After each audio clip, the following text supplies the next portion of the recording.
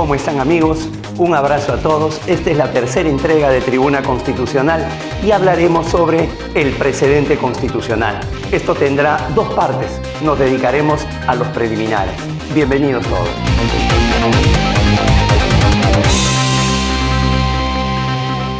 Habiendo transcurrido los 3 primeros lustros de este siglo XXI, es el momento de preguntarse cuál ha sido la transformación más importante que ha tenido el derecho peruano, cuál ha sido la más grande revolución en estos años transcurridos. Para algunos es el nuevo sistema procesal penal, para otros la nueva ley procesal del trabajo. Argumentos sobran, sin embargo, consideramos de que en ambos casos, si bien es cierto, se han logrado resultados positivos, hay otra institución. Hay otra práctica dentro del derecho peruano que supera las transformaciones de estos dos cambios en el sistema procesal. Nos referimos al precedente constitucional. Este precedente constitucional que llega de una manera abrupta, irrumpe en el título preliminar del Código Procesal Constitucional del año 2004. En esta entrega solamente nos dedicaremos a ver las cuestiones de forma, cómo es el advenimiento de este precedente y qué características tiene, lo cual va a condicionar su aplicación y su desarrollo que tenga en el futuro. En efecto, el tratamiento del precedente no ha sido una constante, no ha sido una marca registrada dentro de lo que viene a ser el derecho peruano. Generalmente se habla más de antecedentes que de precedentes. Han sido los administrativistas quienes mejor han tratado el tema. Ellos ya, desde el siglo pasado, han desarrollado el ámbito denominado el precedente de observancia obligatoria. Es decir, ante un caso, sabiendo de que hay resuelto uno similar, simplemente lo que se hace obligatorio es no dejarlo de lado, no dejar de observar, pero esto no ata, esto no amarra definitivamente a que la nueva resolución pueda variar en su contenido o en su dirección. Todo lo contrario es el precedente constitucional.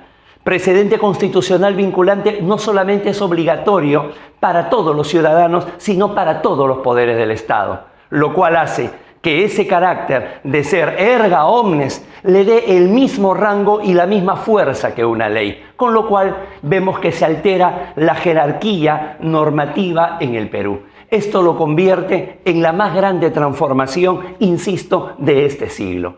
¿Y por qué señalamos eso? Porque a diferencia del precedente judicial, por ejemplo, donde es un precedente de observancia, si bien es cierto también obligatoria, tiene la característica de una obligatoriedad, tiene la característica de ser vinculante relativo, solamente a una determinada área, solamente a una determinada materia. En cambio, el precedente constitucional, insistimos, tiene la fuerza de una ley. ¿Qué tendríamos que decir sobre los primeros años de aplicación de este precedente constitucional, sobre la primera década que ha tenido? Que la experiencia ha señalado de que, como casi todas las instituciones jurídicas en el Perú, no ha tenido la preparación, la capacitación y la regulación que se requiere cuando importamos una institución, sobre todo de tanta importancia. ¿Por qué decimos esto?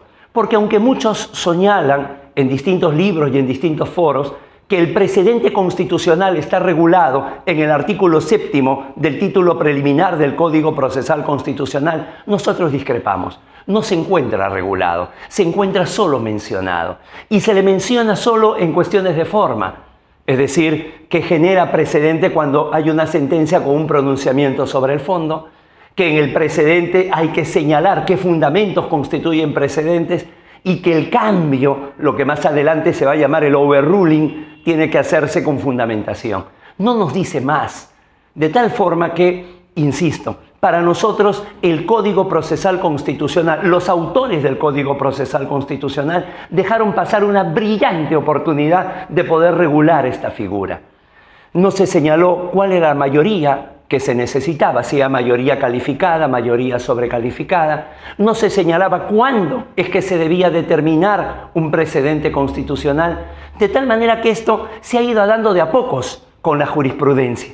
Y consideramos que no es sano que el mismo órgano que va a expedir el precedente constitucional sea el que establezca sus propias reglas.